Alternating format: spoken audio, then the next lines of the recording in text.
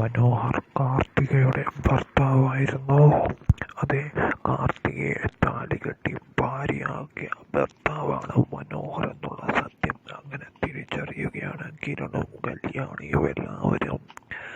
കാർത്തികയുടെ അമ്മ പറയുന്നത് പോലെ കാർത്തികയുടെ ജീവിതത്തിലുണ്ടായ ഒരു ഇരുണ്ട അധ്യായമായിരുന്നു മനോഹറുമായുള്ള വിവാഹം. മനോഹർ കാർത്തികയെ പറ്റിച്ച് കടന്നു കളഞ്ഞിരുന്നു. ആ വിഷമത്തിൽ നിന്ന് കാർത്തികയ്ക്ക് ഇതുവരെ കരകയറാൻ സാധിച്ചിട്ടില്ലായിരുന്നു. അതുകൊണ്ടാണ് പിന്നീട് വിവാഹമേ വേണ്ട എന്ന് തീരുമാനിച്ച കാർത്തിക മുന്നോട്ട് പോകുന്നത് എന്നുള്ള സത്യം അങ്ങനെ ലക്ഷ്മി അമ്മ പറയുകയാണ് എല്ലാവരോടും. മനോഹർ ഇത്രയും വിരുദ്ധനാണെന്ന് അറിയുന്നതോടുകൂടി കല്യാണിക്കും കിരണും മനോഹറിനോടുള്ള ദേഷ്യം ഇരട്ടിക്കുകയാണ്.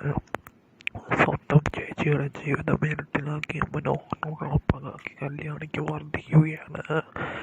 മനോഹർ പണ്ട് കാർത്തികയെ പ്രേമിച്ച് വളച്ച് സ്വത്തുക്കൾ സ്വന്തമാകാനും പണത്തിന് വേണ്ടിയും കല്യാണം കഴിക്കുകയും പിന്നീട് ഉപേക്ഷിച്ച് കടന്നു കളയുകയും ചെയ്തു.